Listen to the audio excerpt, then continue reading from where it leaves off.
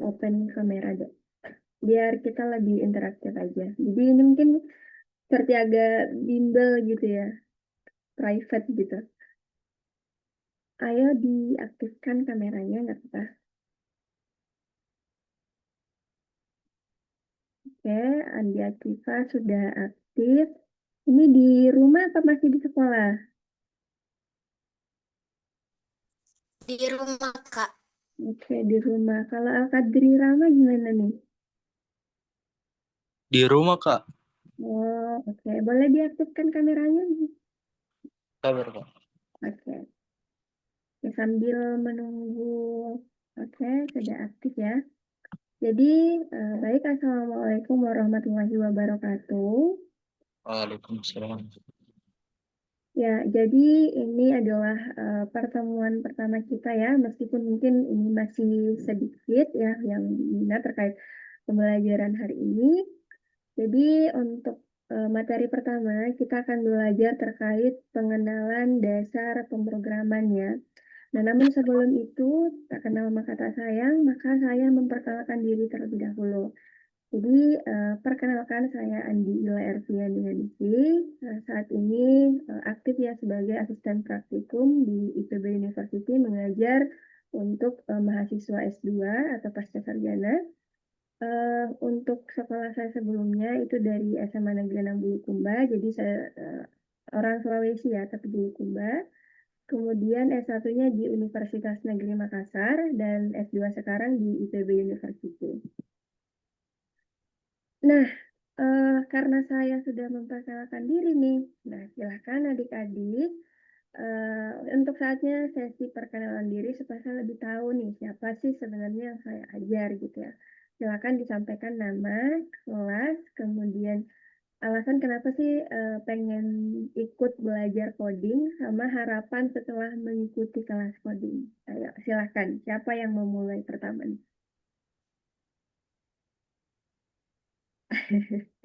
Udah jangan malu atau adiknya di belakang gitu ya yang mau perkenalan dulu. Baik, Oke, bismillahirrahmanirrahim. Assalamualaikum warahmatullahi wabarakatuh. Waalaikumsalam warahmatullahi wabarakatuh. Baik, terima kasih atas kesempatannya, Kak. Jadi, perkenalkan nama saya Andi Akif Oktaviana Soekardi. Sekarang saya menduduki bangku kelas 10 di SMA Negeri 13 Bone, khususnya eh, kelas 10-1. Jadi, untuk alasan saya masuk kelas coding, karena kebetulan cita-cita saya ada di perkantoran, jadi saya tertarik untuk belajar tentang pemrograman. Ya bener-bener oke. Ya nice ya, nice banget ya. Karena pengen kerja di perkantoran ya perkantoran sebenarnya pasti berkaitan dengan IT, pemrograman atau hal-hal lainnya ya yang terkait pekerjaan di kantor misalnya. Nah, keren banget ya. Kalau Al-Kadri Rama gimana? Apakah Baik, alasannya sama? wabarakatuh. Ya, baik. Kenalkan, nama saya Al-Qadir Ramabiansyah, kelas 10, 10-1. Oke, Alasan saya masuk kelas coding adalah karena saya tertarik untuk belajar coding. Oke, boleh-boleh karena tertarik ya, pengen aja. Terus, Hanya itu saja alasan saya masuk kelas coding. harapannya gimana?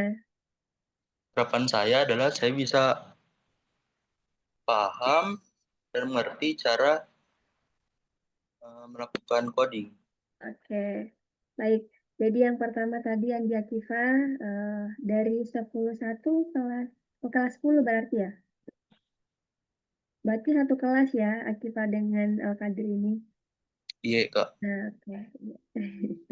Karena bareng gitu ya, yang satunya pengen kerja di kantoran, yang satunya ya karena pengen-pengen aja belajar nih, mumpung ada gitu ya, dan gratis. Karena kan kalau belajar coding itu sebenarnya biasanya berbayar gitu ya di bootcamp, karena ini gratis kerja sama LPDP dengan Dinas Pendidikan Sulawesi Selatan. Jadi adik-adik manfaatkan dengan sebaik-baiknya, apalagi yang tadi ya yang sudah punya tujuan atau memang belum tapi tercerahkan setelah mengikuti program ini, nah itu alangkah lebih baiknya gitu. Nah, oke. Sebelum kita memulai proses belajarnya, saya ingin menyampaikan terkait tujuan pembelajaran hari ini. Jadi sesuatu yang diharapkan yang pertama menjelaskan pengertian dasar coding atau pemrograman, kemudian memahami logika dasar dalam dalam pemrograman, yaitu ada input, proses, dan output. Kemudian mengenal contoh bahasa pemrograman populer dan menulis program sederhana. Nah, ini mungkin pekan depan ya, kalau besok gitu ya, kalau kita langsung ke praktiknya. Nah, karena hari ini kita belajar materi dulu, nah teman-teman kalau dengar nih apa pemrograman, apa sih yang dipikirannya gitu, yang dibayangkan kalau mendengar kata pemrograman atau coding? Ayo, orang. Aplikasi. Aplikasi, oke. Kalau Kiva gimana?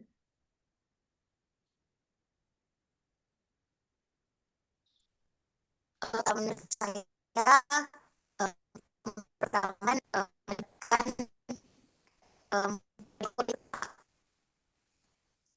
Gimana? Nggak terlalu kedengaran? menurut saya pertama melihat tulisan kode bahasa seperti bahasa itu terus melibatkan aplikasi juga seperti web dan game. Oke, kalau tadi si Kadri, kalau saya dengar pemrograman, saya terpikirnya aplikasi. Kalau Akiva, saya dengar programan, ya terpikirnya game gitu ya, aplikasi game atau website. Nah, itu betul juga ya. Nah, tapi secara harfiah atau secara definisi, jadi apa sih sebenarnya itu coding ya, atau pemrograman? Jadi coding itu adalah proses menulis instruksi agar komputer dapat melakukan tugas tertentu. Nah, biasanya nih dalam sederhananya gitu ya, coding itu memberikan perintah kepada komputer dengan bahasa yang bisa dimengerti oleh komputer. Nah, kalau bahasa sehari-hari kita mungkin bahasa Indonesia gitu ya. Itu kan sesama manusia, saya, adik ini paham gitu apa misalnya instruksi yang saya berikan. Misalnya silahkan membuka buku halaman 10 dan membaca paragraf pertama. Nah, ini adik-adik paham gitu ya dari instruksi yang saya berikan. Tapi bagaimana dengan komputer? Apakah komputer bisa paham dengan apa yang saya instruksikan atau apa yang saya perintahkan? Nah, itu tidak begitu. Jadi, sederhananya pemrograman ini adalah nantinya adalah bahasa yang di dalam ada instruksi gitu ya, yang dimana komputer nantinya akan paham. Nah, biasanya dibuatnya berarti bahasa Bugis ya?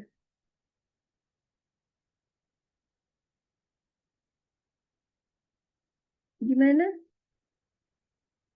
Bahasa sehari-harinya bahasa Bugis ya? Iya, Kak. Oke, kalau bahasa Bugis kan saya kan kurang tahu gitu ya kalau bahasa Bugis karena bukan bahasa sehari-hari. Jadi kalau misalnya saya komputer nih, terus Akiva sama Kadri ingin memberikan instruksi menggunakan bahasa Bugis, sedangkan saya sebagai misalnya komputer itu tidak paham bahasa Bugis, nah itu otomatis saya tidak akan menjalankan perintah Akiva gitu dong ya, karena saya nggak ngerti nih instruksinya apa. Nah, nanti di pemrograman ini ada bahasa gitu ya yang akan kita gunakan sehingga komputer mengerti instruksi atau perintah yang akan kita jalankan gitu. Nah, nanti komputer ini cara kerjanya itu kita harus memberikan instruksi step by step atau langkah demi langkah sehingga si komputer ini paham apa sih sebenarnya yang kita perintahkan gitu. Nah, oke. Jadi untuk logika dasar dari pemrograman ini itu ada 3 bagian. Yang pertama adalah input. Jadi input itu adalah apa yang diterima program dari pengguna. Nah, misalnya si Kadri ini pengen memberikan contoh sederhana gitu ya dalam kehidupan nyata. Inputnya adalah ingin memasukkan angka 2 dan 3. Nah, itu adalah input. Jadi misalnya saya punya angka 2 dan 3, inilah yang dijadikan sebagai input. Kemudian setelah kita melakukan input, di dalamnya itu ada proses. Nah, proses ini itu adalah logika atau perhitungan yang dilakukan program. Nah, misalnya kalau logikanya, misalnya kita sudah punya angka 2 dan 3. Nanti prosesnya itu komputer menjumlahkan angka tersebut.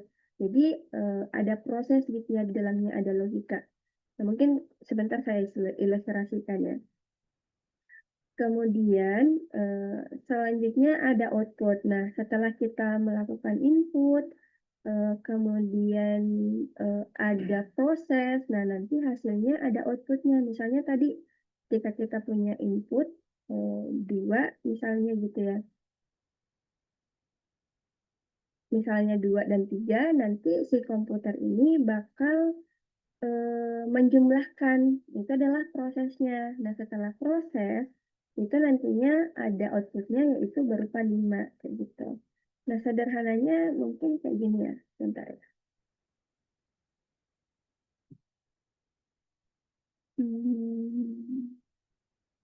Model education.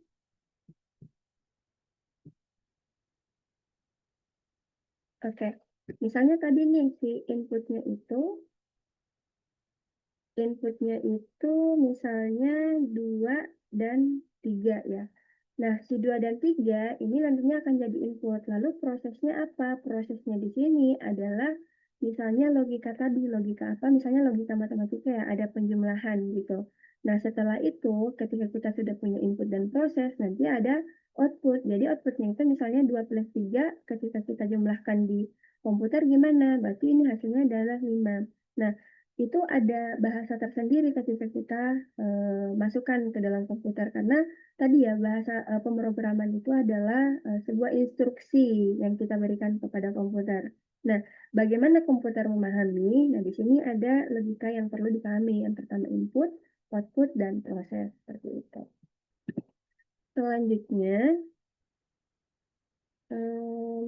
kemudian jadi ada konsep-konsep dasar codingnya yang perlu adik-adik ketahui.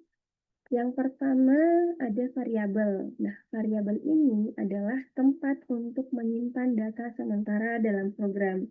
Ini tuh contohnya kayak gimana? Misalnya di sini tadi ya, misalnya angka 2 dan 3 itu adalah input ya. Nah, variabel itu seperti apa? Berarti variabel ini didefinisikan sebagai huruf gitu. Misalnya di sini A. A ini adalah apa? Yaitu variabel. Nah, apa? Nah, katanya di sini definisinya adalah variabel itu adalah tempat menyimpan data sementara. Berarti ketika tadi kita punya angka tadi berapa ya? 2 dan 3. Berarti bisa kita simpan nama variabelnya A, menyimpan data yaitu misalnya inputnya adalah 5 gitu. Terus ada lagi nih data 3. Nah, kita buat variabel baru. Variabel baru misalnya namanya B. B itu menyimpan angka 3 gitu. Nah, itu adalah variabel. Jadi variabelnya ini adalah apa kalau adik-adik pahami? Variabel itu yang mana? 5. A. Oh, A. A dan B. B. Nah, jadi ini adalah variabelnya. Ini adalah apa? Data sementara yang disimpan dalam si variabel itu. Nah, kemudian selanjutnya ada tipe data. Jadi tipe data itu yang digunakan seperti angka, integer, teks ya, atau string, dan nilai benar atau boolean. Nah, kalau kita perhatikan di sini, misalnya saya definisikan ya variabel baru C sama dengan 8.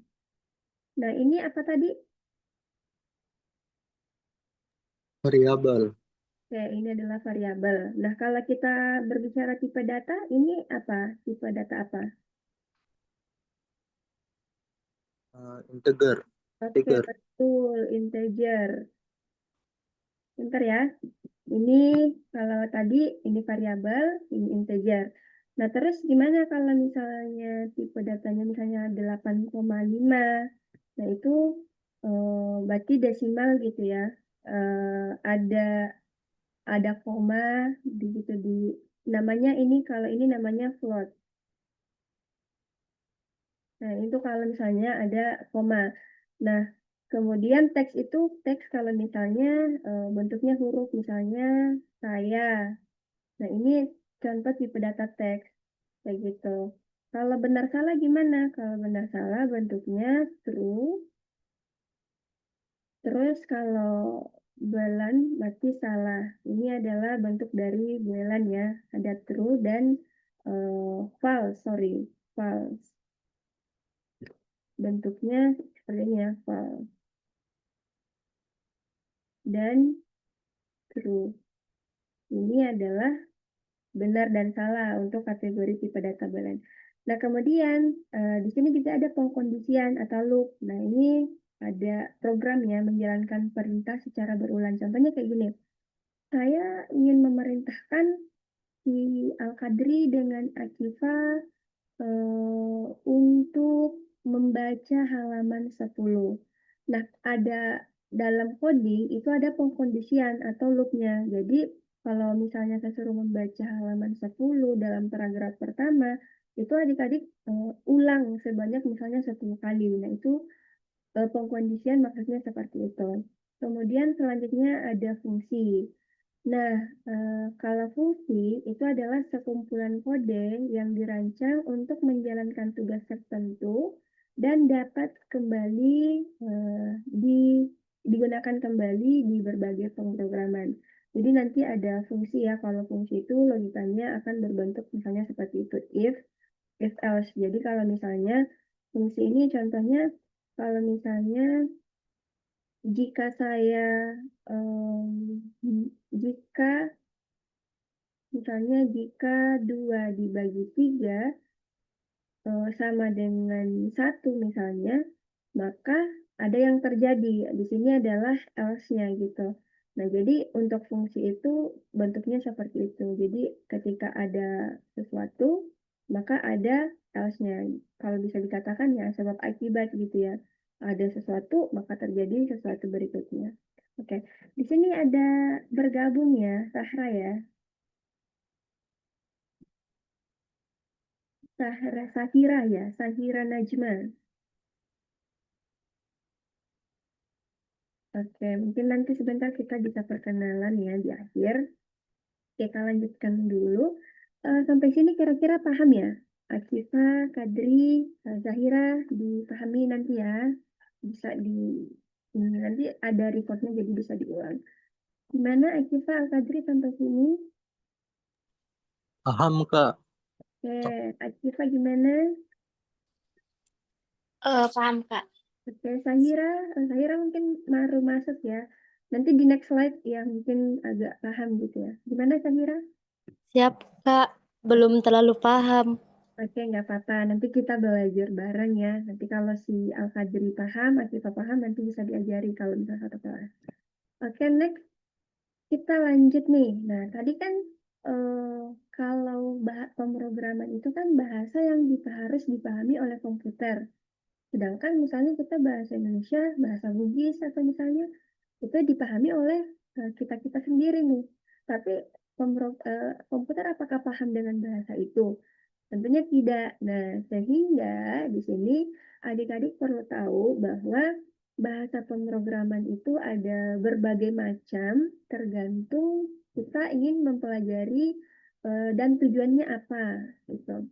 Jadi silakan misalnya adik-adik itu misalnya punya keinginan untuk membuat aplikasi sederhana atau misalnya dalam bidang data science atau yang sekarang ini AI.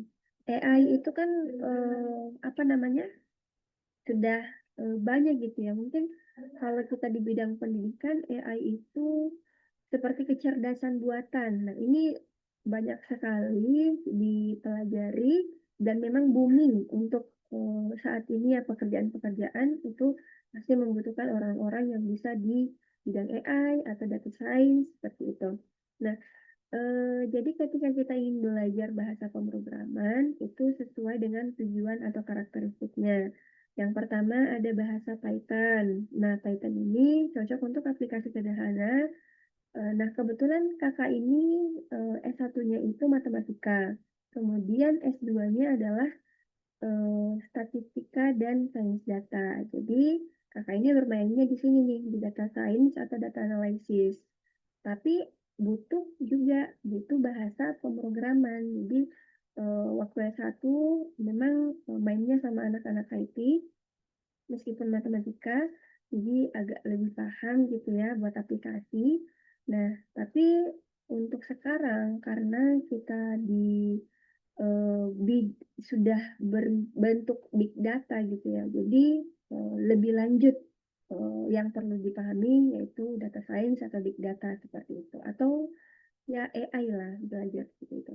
Nah, keunggulannya adalah mudah dipelajari, sintaksnya itu simpel untuk bahasa Python. Kemudian ada juga nih JavaScript. JavaScript itu cocoknya untuk misalnya yang kayak tadi yang dikatakan Andi Akifa ya, kalau mendengar pemrograman dia mikirnya website. Nah, ini JavaScript cocok untuk membuat website. Itu jalannya di browser gitu ya. Browser itu apa? Ya, browser itu adalah sebuah tempat ya, misalnya Google. Nah, Google itu maksudnya browser, tempat kita mencari sesuatu atau menjalankan website. Nah, kemudian ada juga nih bahasa Java. Nah, Java ini cocoknya aplikasi. Nah, adik-adik ini join Zoom-nya pakai HP ya, berarti? Iya, Kak. Oke. Oke, pakai HP semua ya. Nah, di HP itu ada aplikasi nih. Kalau misalnya ada pakai misalnya HP Samsung, Oppo, Vivo atau apa gitu ya, itu masuknya aplikasi Android gitu ya. Jadinya Android. Dan di dalamnya tuh ada aplikasi Android. Nah, Zoom ini juga ya termasuk gitu ya. Ada aplikasinya yang dipasang di Android. Nah, itu pakai apa? Pakai bahasa Java gitu. Nah, jadi untuk yang perlu adik-adik tahu ketika ingin belajar bahasa pemrograman, yang perlu di-highlight adalah atau yang perlu dipahami ya, yang perlu dipahami adalah tidak ada bahasa yang paling hebat. Jadi dari ke berbagai bahasa ini, nah ini juga tidak hanya sampai di HTML ya, ada banyak sekali bahasa pemrograman, tapi yang perlu adik-adik ketahui bahwa tidak ada bahasa yang paling hebat. Nah, yang terpenting itu adalah kita memilih bahasa pemrograman sesuai dengan tujuan aplikasi yang kita buat. Misalnya, yang kayak tadi nih yang sudah saya jelaskan, saya pengennya buat aplikasi sederhana itu bisa pakai Python ya. Meskipun di berbagai, misalnya Java juga bisa digunakan, tapi mungkin bahasanya agak lebih ribet gitu ya. Itu. Nah, oke. Selanjutnya, kalau misalnya nih, adik-adik dengar kata Python, kira-kira apa yang diterpikirkan mungkin di pikirannya? Mungkin bisa Zahirah dulu ya. Kalau dengar kata bahasa Python, apa sih yang terpikirkan gitu? Tiba-tiba terlintas di pikirannya? Ayo.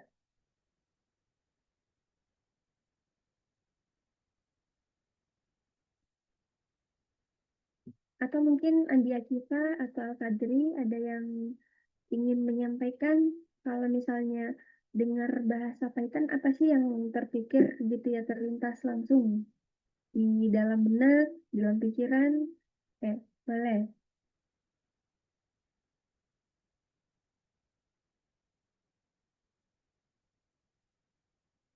Ayo, Al-Kadri gimana?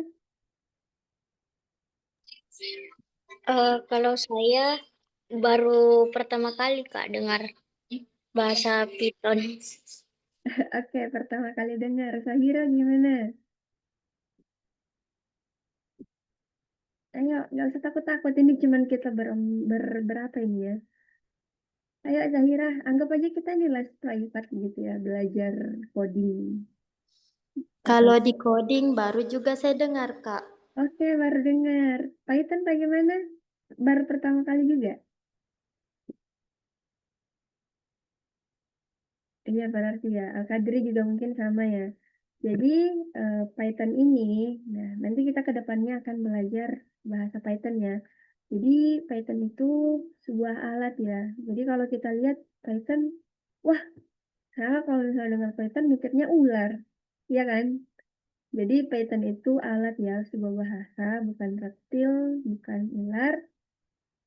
Jadi, bahasa pemrograman yang mudah dipelajari, kemudian memiliki sintaks yang sederhana dan banyak digunakan di dalam dunia nyata, mulai dari aplikasi sampai kecerdasan buatan.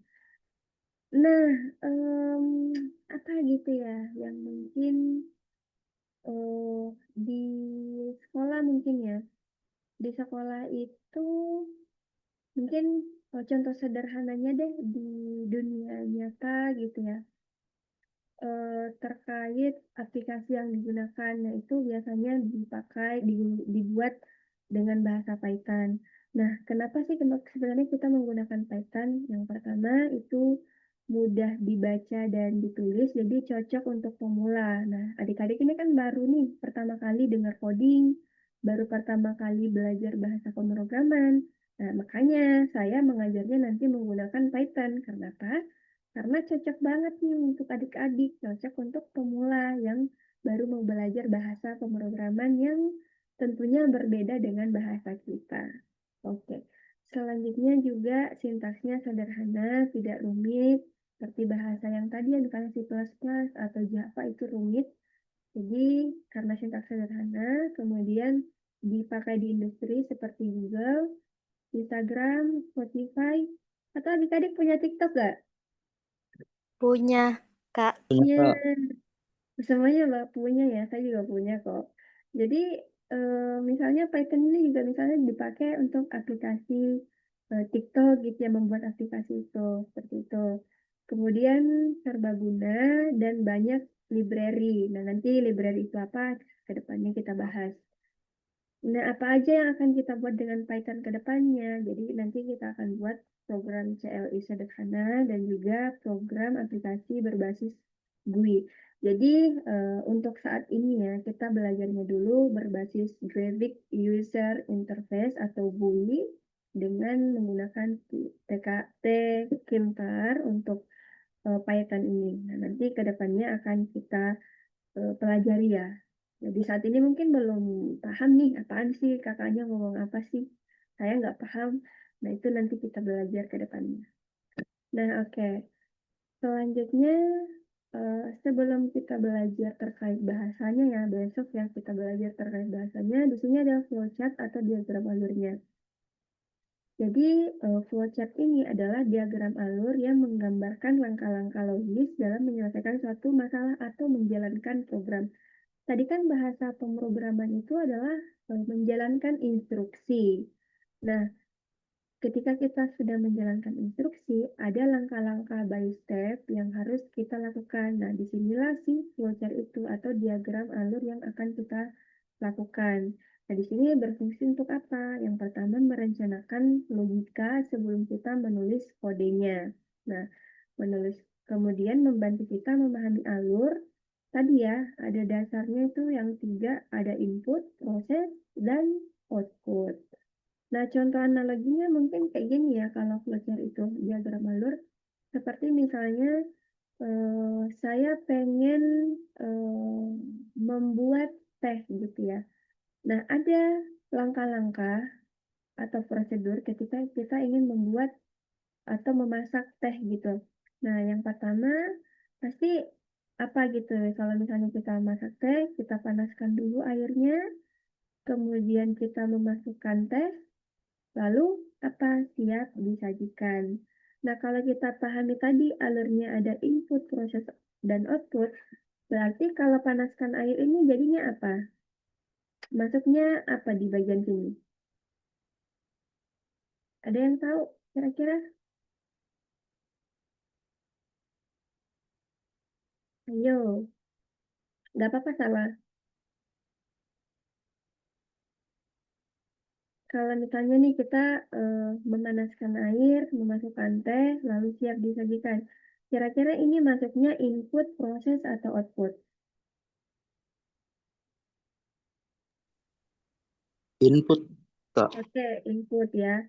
Jadi kita inputnya memanaskan air panas. Lalu kemudian di dalamnya ada apa? Setelah input ada, Proses.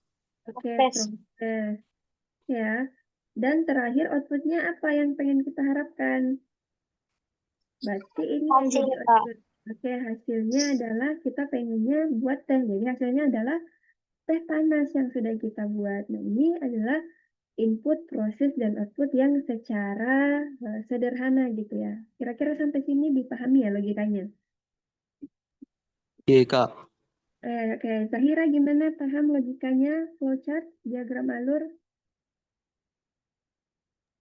Iya, Kak. Oke, Akifa juga berarti paham ya. Jadi proses inilah yang disebut dengan apa? Itu adalah flowchart atau diagram alur. Oke, oke sampai sini paham ya. Kita next. Nah, di sini ada beberapa simbol yang adik-adik harus ketahui. Jadi simbol seperti ini ya bentuknya. Oke, kita ini dulu.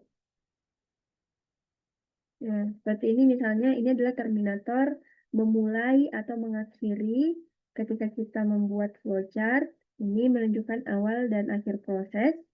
Kemudian ada simbol kotak seperti ini nih. Nah, ini adalah proses. Ya, kalau tadi kan ini nih ada panaskan air, masukkan teh. Berarti prosesnya adalah di sini nih kita memasukkan teh gitu. Jadi prosesnya.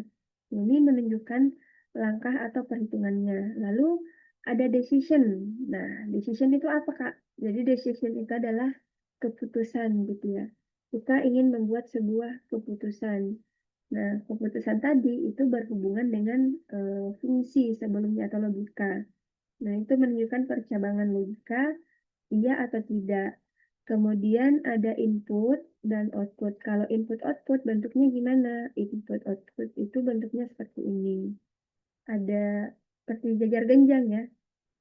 Dan kemudian ada line gitu ya. Line itu adalah panah misalnya. Panah ya. Ini menunjukkan arah atau alur prosesnya. Oke, tadi secara dasar itu ada ini ya, flowchart dengan 3 simbol, ada start, input, proses, output, dan end. Nah, kalau menggunakan simbol ini, kira-kira gimana kalau misalnya kita ingin membuat seperti ini? Itu saya tampilkan dulu ya. Jadi bentuknya gimana? Bentuknya gimana, Kak? Jadi bentuknya itu, misalnya kita start. Start itu simbolnya yang ini ya. Berarti start, kemudian ini adalah arahnya. Arahnya itu ada input. Nah, inputnya berbentuk tadi gimana input? Inputnya yang ini nih. Inputnya yang ini berarti bentuknya gini, input. Ada input.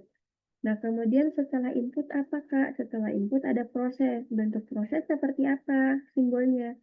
Nah, seperti ini proses. Berarti simbolnya yang persegi tadi ya. Nah, perseginya seperti ini berarti ini adalah proses.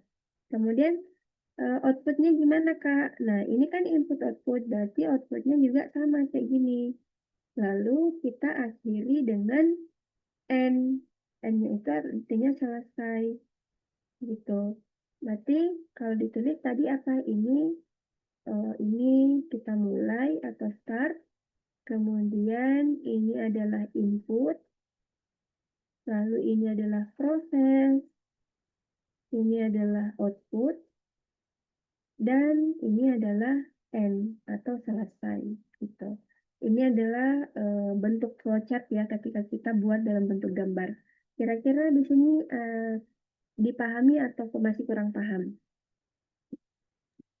Paham, Kak. Oke, Andi Akifa dengan Al-Qadri gimana? Paham atau gimana? Paham, Kak. Oke, Andi Akifa gimana? Untuk simbol-simbolnya sudah paham, Kak. Oke. Nanti bentuknya seperti ini gitu ya. Nah, selanjutnya karena ada tadi simbol, nah ini adalah contoh flowchart sederhana.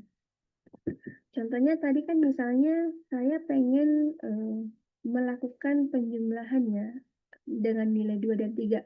Bentuknya gimana nih? Ini adalah flowchart penjumlahan yang ini. Jadi kalau kita buat flowchartnya seperti apa, berarti kita mulai dulu. Nah ini apa ya? Kita memulai dulu kan. Untuk membuat flowchart pasti selalu ada kata mulai. Nah bentuknya seperti ini.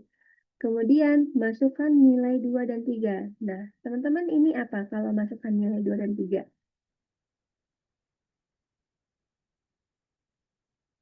Ayo, tadi yang bentuk seperti ini apa namanya?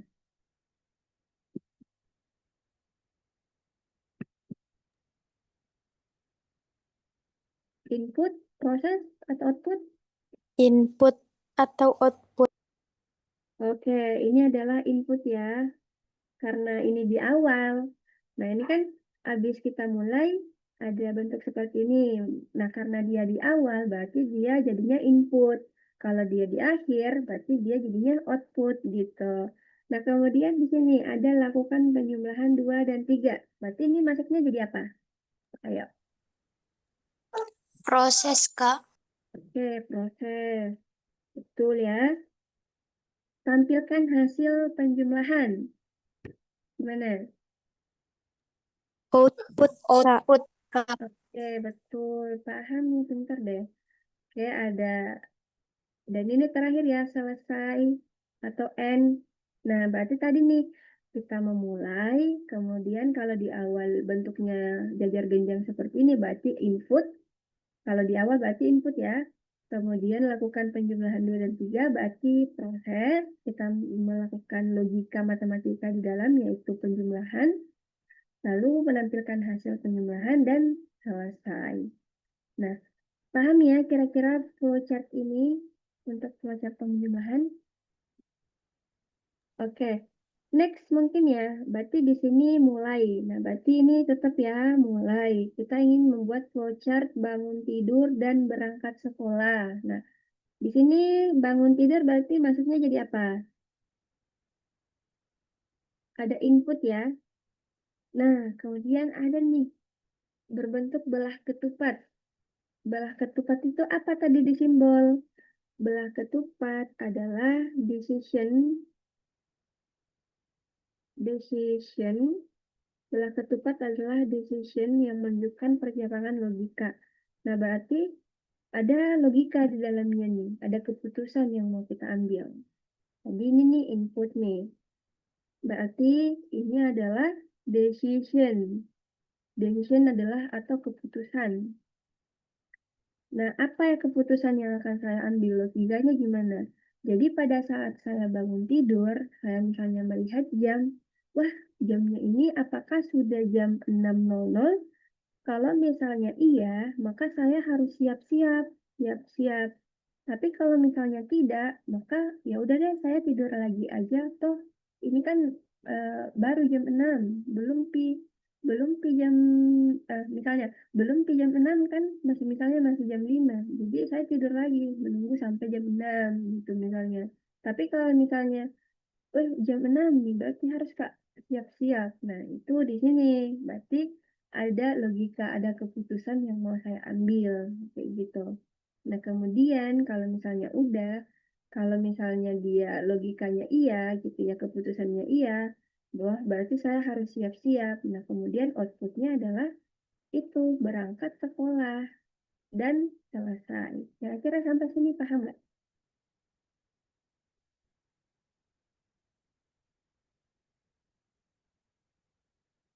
Ayo, ngomong aja kalau misalnya Kak mau diulang lagi sekali lagi penjelasannya, saya masih belum paham. Boleh? Gimana? Saya belum paham, Kak, yang penjelasan yang bangun tidur dan berangkat sekolah. Oke, belum paham ya. Oke, jadi tadi kan kalau misalnya ini sederhana ya, input, proses, output. Nah, sekarang kita pengen membuat flowchart bangun tidur dan berangkat sekolah. Jadi logikanya gimana?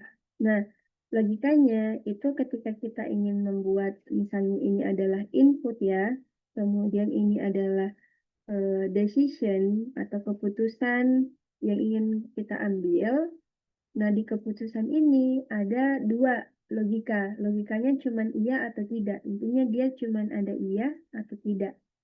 Nah, biasanya nih kalau Akifa bangun tidur, ada Akifa bangun tidur. Misalnya bangunnya itu di jam 5 ya, gitu. Misalnya Andi Akifa bangun di jam 5, lihat jam masih jam 5. Berarti di keputusannya itu, di logikanya itu, ini bicaranya adalah logika ya. Apakah sudah jam 6? Nah, si Andi Akifa ini lihat jamnya masih jam 5. Berarti jawabannya apa? Iya atau tidak?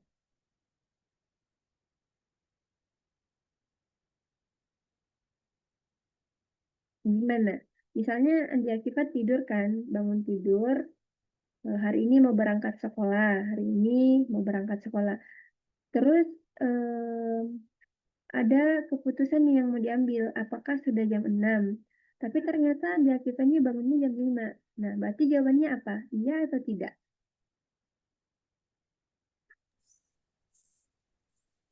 Tidak, Kak. Oke, betul. Karena misalnya nih inputnya bangun tidur, logikanya apakah bangun jam 6? Karena Ki Andi kita bangunnya jam 5.00, berarti apakah sudah jam 6? Berarti belum dong ya, berarti jawabannya tidak. Nah, kalau tidak, berarti keputusannya adalah ya udah saya tidur lagi. Nah, tapi kalau misalnya Akifa bangun jam 6 gimana? Apakah sudah jam 6.30 misalnya di sini? Akifa bangunnya jam 6.30. Nah, pertanyaannya apakah sudah jam 6? Sudah, Kak. Berarti jawabannya apa? Iya atau tidak? Iya, Kak. Nah, berarti kalau jawabannya iya, berarti prosesnya nanti adalah Akifa harus siap-siap. Akifa ya. Ya benar. Akifa harus siap-siap. Siap-siap apa? Siap-siapnya untuk outputnya. Outputnya apa? Yaitu berangkat ke sekolah. Nah, ini adalah proses untuk flowchart misalnya bangun tidur dan berangkat sekolah kayak gitu. Kira-kira pahamnya? Gimana, Akifa? Baik, mengerti, Kak. Terima kasih, Kak. Oke, alhamdulillah ya. Nah, ini adalah bentuk dari flowchart sederhana. Oke, kita next. Nah, di sini ada latihan nih. Sekarang kakak minta kalian membuat satu flowchart sederhana. Tugasnya gimana? Di sini kita menghitung luas segitiga. Ada yang ingat gimana rumus luas segitiga?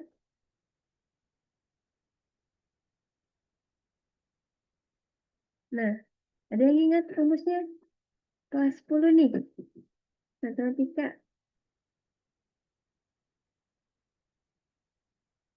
Ayo, ada yang ingat rumusnya? Rumus luas segitiga? Alas kali tinggi, Kak. Ada yang satu dikit kelupaan. A kali T. Terus ada nih, dikit lagi. Ada yang ingat Al-Qadri atau Sahira? Ingat?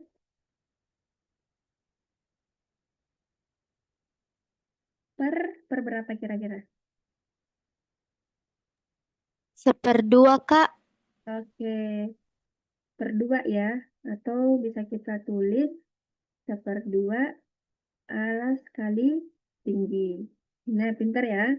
Nah, di sini misalnya kita pengen membuat nih flowchart menghitung luas segitiga. Kira-kira ada yang bisa kebayang nggak? Gimana?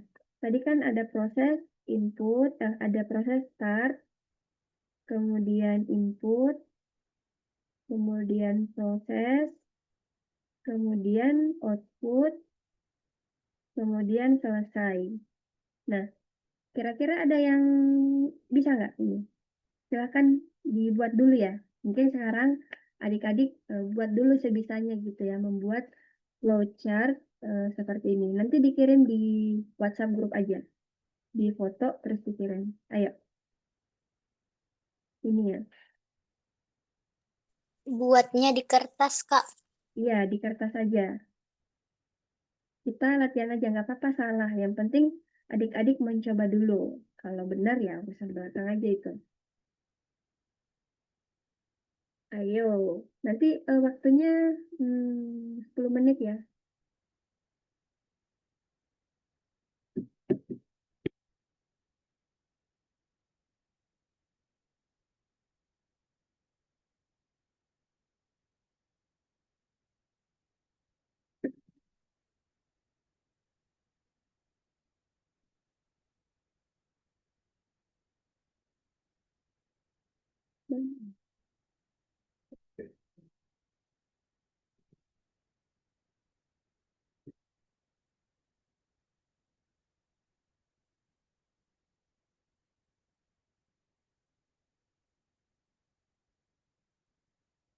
Saya kirimkan PPT-nya mungkin ya, biar adik-adik bisa lebih melihat contoh sebelumnya.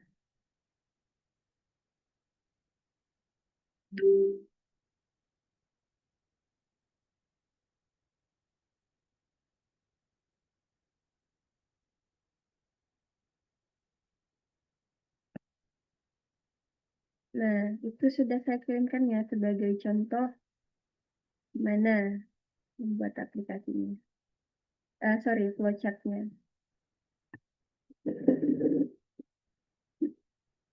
Kita tunggu sampai 13.10 ya. 13.10 sudah harus terkumpul.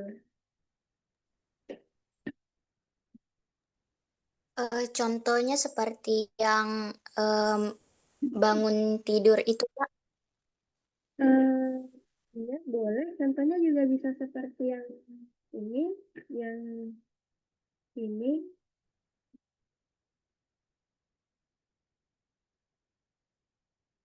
Contohnya mungkin seperti ini aja ya, sederhana dulu aja ya. Ini.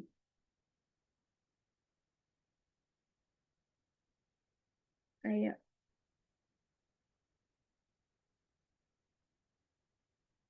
Ingat ya, rumusnya adalah 1/2 kali alas kali tinggi.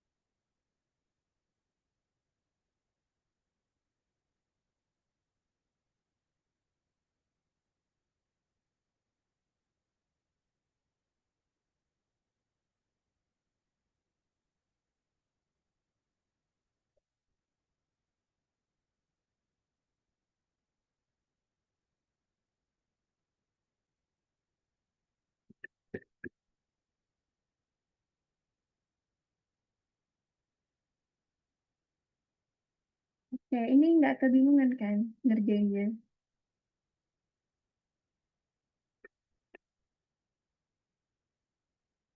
Kalau kebingungan disampaikan aja.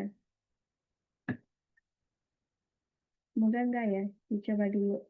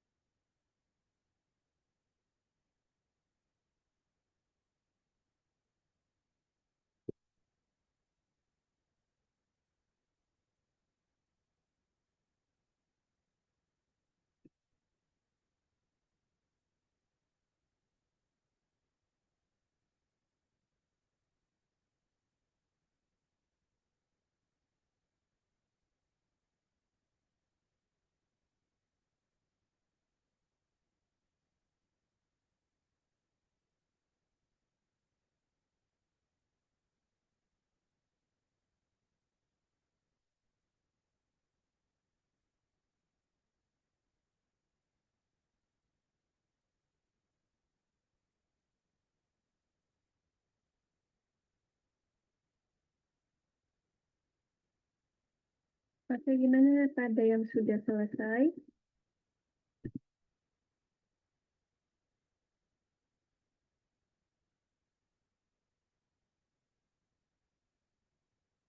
Gimana dek? Sahira, Dia Kifa, sama Kadri? Belum, Kak. Ya belum. Kadri gimana? Belum?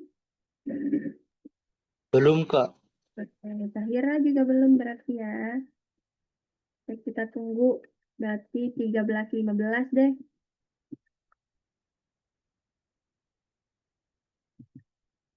Semoga bisa ya.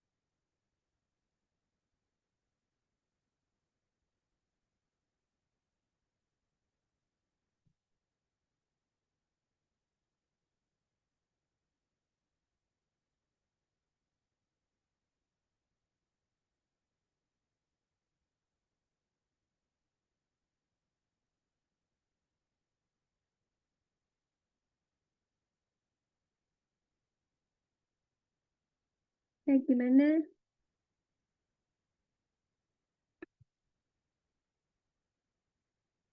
Udah sampai mana ininya pembuatannya?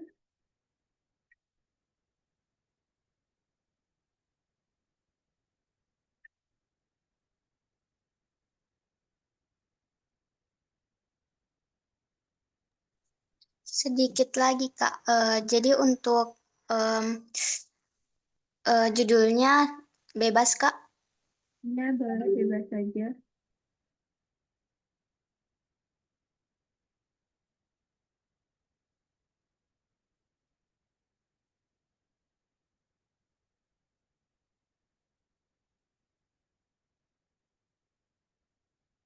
Gimana? Yang lain gimana? Al-Kadri dengan Zahira?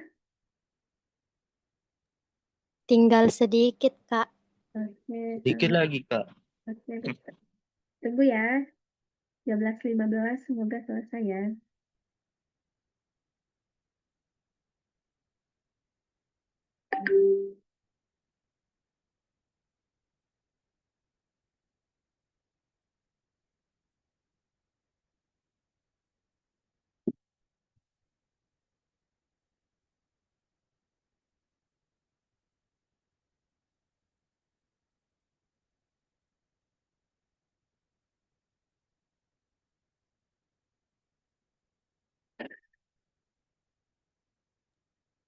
Kak, izin bertanya, Ya, apalagi maksudnya itu tanda panah? tanda tanda itu garis alurnya. Jadi kayak gini nih.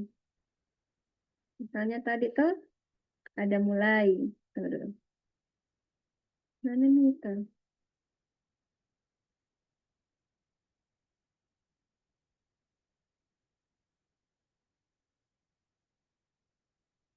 Bentar. Tanda panah itu kayak gini nih, ini nih. Tanda panah ini kan, ini tuh artinya alurnya. Berarti alur setelah mulai ada masukkan nilai 2 dan 3. Setelah itu alurnya ke sini lagi. Jadi lebih ke alur gitu aja. Gitu. Menunjukkan ini arah atau alur proses. Paham ya?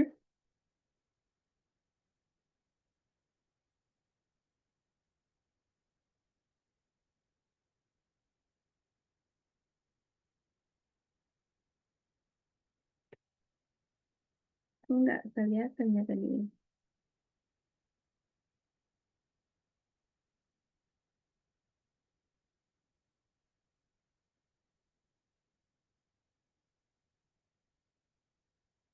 Oke, mana nih?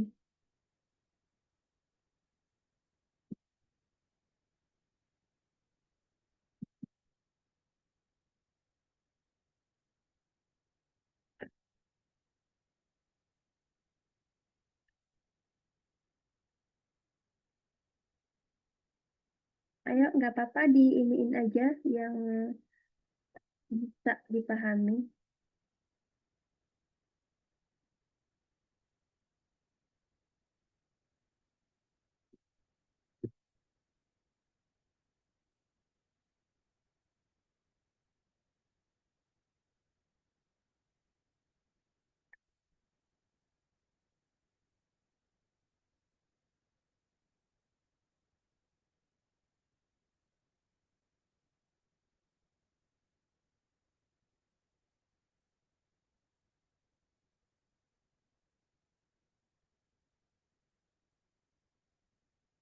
Ayo, gimana?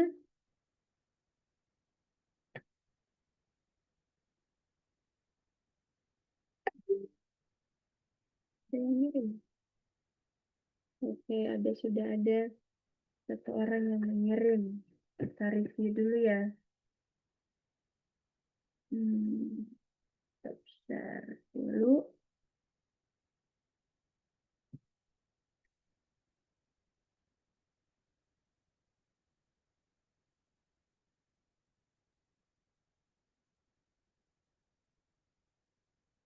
Oke, kita lihat ya hasil eh,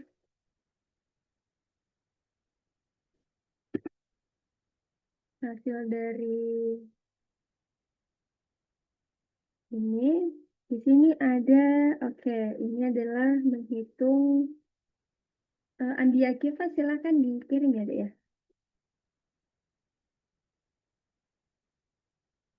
Supaya kita lihat perbandingan tugasnya atau mungkin ada yang beda atau gimana. Tidak apa-apa salah, karena ini juga pertama kali belajar. Oke, mungkin Al-Kadri bisa dijelaskan dulu, Dek, bagaimana prosesnya ini. Ayo,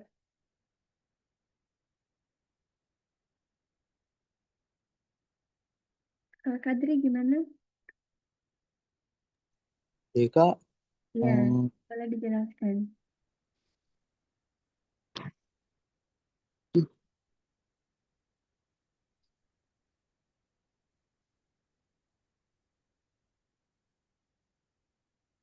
Ayo, gimana?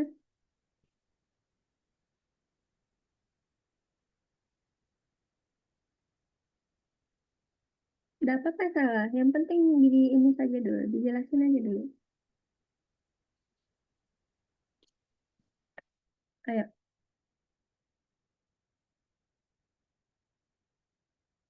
atau kita sama-sama aja ya. Berarti di sini yang pertama ada mulai ya. Kita mulai dulu membuat flowchart-nya. Betul ya, Kadri? Iya, Kak. Oke. Setelah itu input. Rumusnya tadi menghitung luas segitiga sama dengan 1/2 alas kali tinggi. Ialah paling tinggi. Oke, berarti kita input alasnya dulu berarti ya. Iya, Ini mulai. Habis itu, Kadri apa lagi? tinggi, Kak. Tinggi itu diapain? Di input ya? Iya, Kak, di input. Oke, di input. Tingginya di input. Kemudian, oke. Di sini nih, sepertinya ada sedikit kesalahan ya. Di sini pakainya jajar genjang ya. Yang 1/2 A kali T. Harusnya, karena ini adalah, apa harusnya ini? Proses, Kak. Oke, proses, betul. Ini adalah proses, maka bentuknya seharusnya seperti ini ya. Nah, supaya kita bisa membedakan kalau yang jajar genjang seperti ini adalah input, tapi proses itu bentuknya seperti ini, persegi. Kemudian, selanjutnya hasil adalah outputnya ya. Betul. Dan terakhir Betul, Kak. selesai. Oke. Hal yang perlu diperhatikan atau diperbaiki ya mungkin setelah membuat flowchart seperti ini, itu adalah memberikan instruksi. Memberikan instruksi maksudnya gimana? Berarti misalnya gini, mulai. Lalu ada panah ke bawah, alas. Nah, alas ini apa gitu ya? Kita nggak paham. Kita mau ngapain alasnya? Paham ya, Kadri ya? Iya, Kak. Oke, paham. Berarti yang dituliskan adalah di sini masuk input nilai alas. Nah, ini kita bisa menuliskan seperti ini. Kemudian sama juga nih tinggi. Tiba-tiba ada kata tinggi. Tinggi itu mau diapain? Nah, harus ada tulisan seperti ini bahwa kita harus menuliskan input nilai tinggi gitu. Setelah kita punya inputan tadi, itu kita akan melakukan proses. Prosesnya apa? Lakukan eh, perhitungan, mencari luas alas segitiga dengan apa? Baru masukkan 1/2 alas kali tinggi gitu. Kemudian selanjutnya yang di bawah adalah outputnya, tampilkan hasil seperti itu. Kira-kira paham ya? Gimana? Paham, Kak. Oke. Selanjutnya dia kita gimana? Dia kita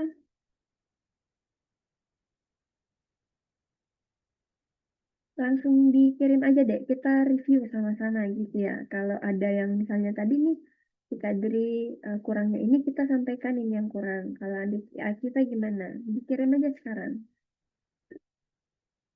Gak apa-apa salah. Nanti yang salah itu kita perbaiki. Izin Kak, ini kurang rapi.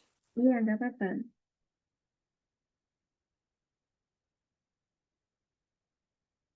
Tadi si Asi, siapa ya tadi yang masuk ya? Nah, keluar ya, iya.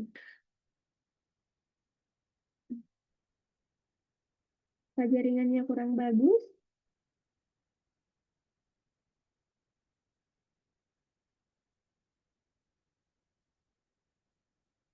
Ayo, gimana Akifah?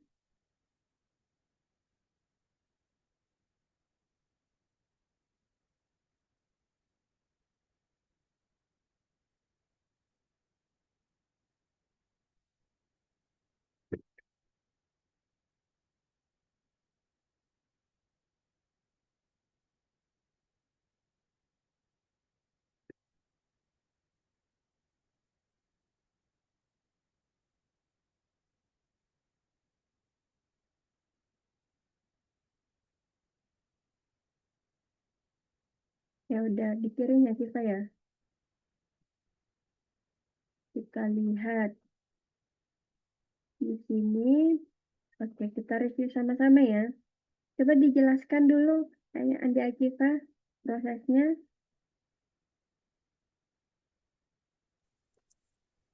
Baik, Kak. Jadi, Mm. mulai yaitu start dan yang di bawah proses yaitu kita memulai dengan proses mencari rumus. Lalu ketika sudah ada rumus, kita mengambil keputusan yaitu melakukan perhitungan. Setelah proses perhitungan, outputnya muncul yaitu hasilnya dan selesai. Oke, bagus ya. Jadi mungkin ini agak sedikit berbeda ya kalau kita lihat sama punyanya Kadri sebelumnya. Ini kan ada mulai, terus kemudian melakukan proses mencari rumus. Nah, di sini kan proses mencari rumus itu mungkin agak kurang tepat ya, karena di sini langsung ke proses. Apa yang dilewatkan, Siva?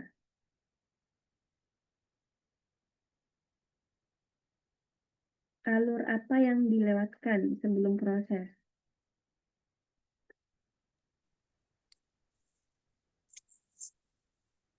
Keputusan, Kak. No. Kadri apa? Input, Kak. Oke.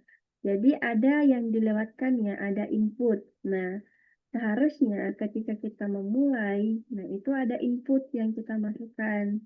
Nah, inputnya apa? Inputnya adalah yang tadi, alas dan tinggi. Karena kita kan pengen ngitung luas segitiga nih. Kalau perhitungan luas segitiga kan udah benar, 1/2 alas kali tinggi. Tapi kan nilai alas dan tingginya belum ada nih. Komputer nggak tahu alasnya berapa, tingginya berapa, sehingga pada saat ini nih perhitungan apa yang akan dihitung. Paham nggak, Iva? Siap, paham, Kak. Oke, makanya perbaikannya adalah setelah dilakukan mulai, ini kita lakukan proses input. Inputnya apa? Input nilai A dan T gitu ya. Itu bisa satu aja kondisinya. Setelah ada input, nanti ada proses. Prosesnya apa? Nah, tadi kalau Akiva kan pakainya ini nih, logika belah ketupat ya. Nah, ini tuh kalau ada logika, berarti kalau ada seperti ini harus ada ya dan tidak. Kalau ada ya dan tidak, berarti ada lagi panahnya di sini nih, ada panah lagi. Sedangkan kan kita cuma pengen ngitung rumus. Tidak ada kondisi iya atau tidak kan. Kalau di perhitungannya kecuali mungkin apakah luasnya itu kurang dari 1, berarti di sini pertanyaan apakah luas segitiga kurang dari 1. Nah, barulah muncul ya dan tidak. Tapi karena tidak ada kondisi seperti itu atau pertanyaan seperti itu, hanya langsung prosesnya adalah hitung luas segitiga dengan rumus 1/2 alas kali tinggi. Nah, sehingga ini adalah prosesnya. Jadi tidak ada sepertinya. Kecuali mungkin ada logika yang seperti tadi. Apakah luasnya itu kurang dari 1? Nah, maka bisa menggunakan logika ya atau tidak. Tapi karena tidak ada, kita fokus di ini. Nah, setelah itu kita tampilkan hasil. Setelah tampilkan hasil, ini adalah output ya. Dan selesai atau end gitu. Kira-kira paham nggak?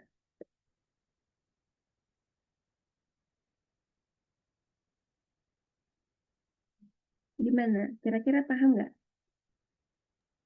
Paham, Kak. Oke, Adi Akifa gimana? Paham nggak?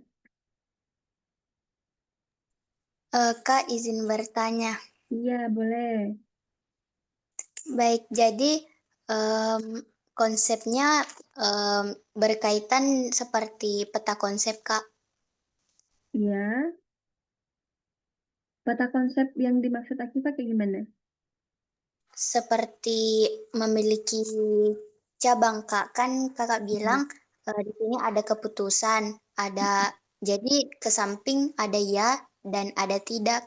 Betul, jadi ada cabang, betul. Jadi kan peta konsep seperti itu, Kak. Jadi di sini em, flowchart dan peta konsep punya kesamaan, Kak. Kalau kesamaan sih, flowchart itu kan definisinya adalah alurnya ya, prosesnya. Kalau konsepnya sendiri adalah di dalam flowchart itu. Misalnya tadi nih, Ikifa kan pengennya menulisnya itu perhitungan dalam bentuk seperti ini ya. Berarti ada logika di dalamnya, ada konsep mungkin ya di dalamnya. Kalau ini itu adalah yang disebut dengan flowchart. Tapi ada konsep di dalamnya, konsepnya yang ini nih misalnya, ada logikanya. Nah, di sini bisa masuk ke konsep yang tadi, ada iya sama tidak yang bercabang itu. Nah, ini adalah bisa dikatakan ya seperti konsepnya ya. Tapi secara keseluruhan ini namanya flowchart. Tapi yang ini bisa dikatakan logikanya atau mungkin ya kalau di definisi FIFA ya konsepnya kayak gitu. Nah, contohnya mungkin ketika ingin menggunakan konsep seperti ini, contohnya kita ingin menghitung luas segitiga, menghitung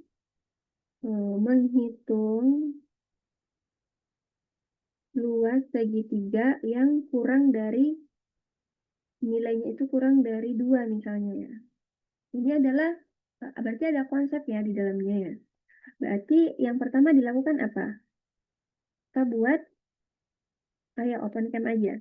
Mulai. Habis mulai apa? Kira-kira.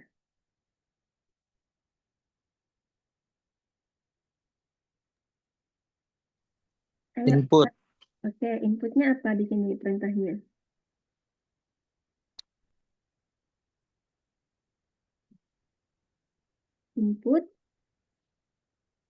Inputnya apa?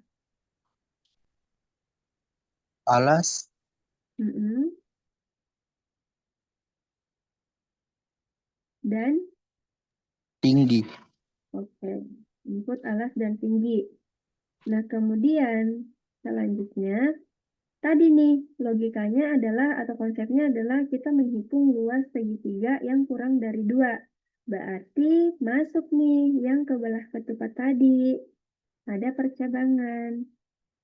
Apakah? Oh, enggak, belum. Berarti kita lakukan dulu perhitungannya. Perhitungannya adalah menghitung luas alas dengan 1/2 A kali T. Nah, itu kita lakukan proses ya. Nah, kemudian logikanya kita tadi, dia pengen konsepnya itu lakukan percabangan logika seperti ini.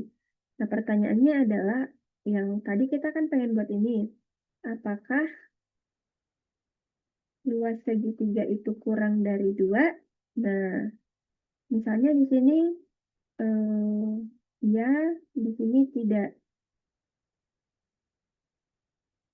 Kalau dia iya, misalnya langsung aja, ya berarti inputnya adalah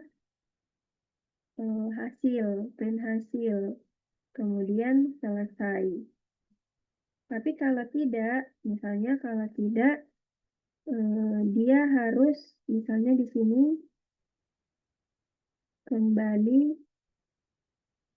ke input. Kembali ke input, itu jadinya gini nih, kembali ke sini. Atau mungkin kalau misalnya nggak mau kayak gitu, itu kalau misalnya kalau tidak, kalau misalnya dia tidak, langsung ke ini mungkin ya. Apa kira-kira ya kalau misalnya luas segitiganya itu tidak kurang dari 2? Mungkin ada logika yang dikeluarkan ya, tidak memenuhi. Nah, ini bisa kayak gitu kalau si Kiva tadi, kalau misalnya ada konsep kayak gitu. Nah, kira-kira ini bisa dipahami atau agak bingung?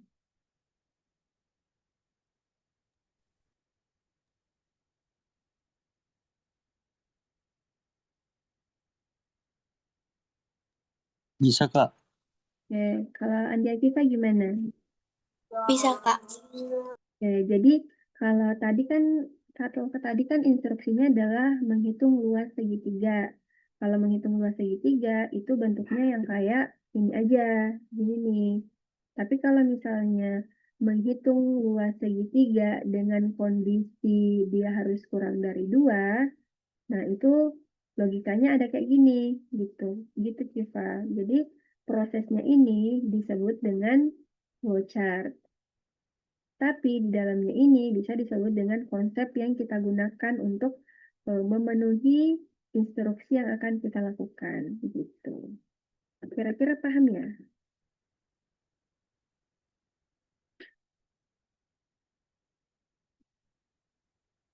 Oke, Zahra juga sudah mengirimkan ini.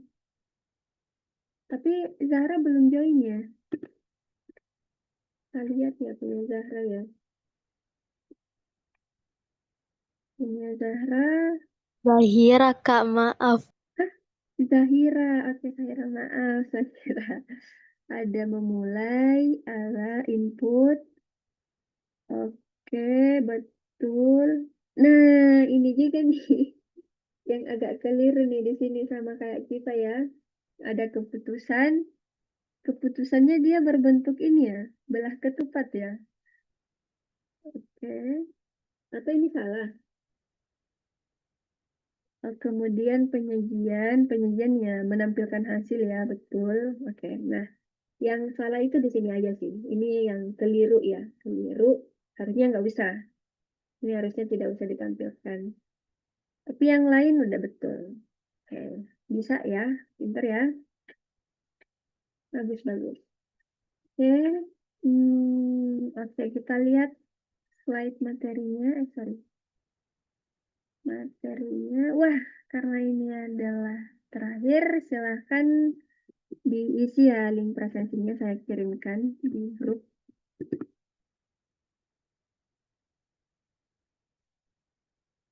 Oke. Ini adik-adik silahkan diisi ya. Udah kekirim nggak?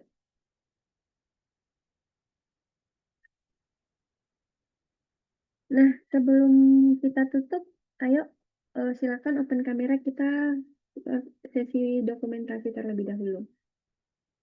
Oke. Adia Kisa gimana? Silakan di open kameranya Al-Kadri.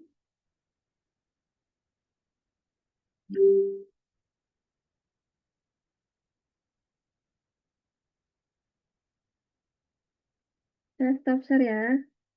Stop share dulu.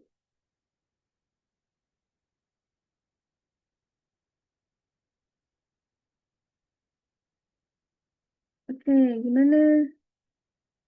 Al-Kadri, Anda Kifa, silahkan open kamera kita sesi dokumentasi.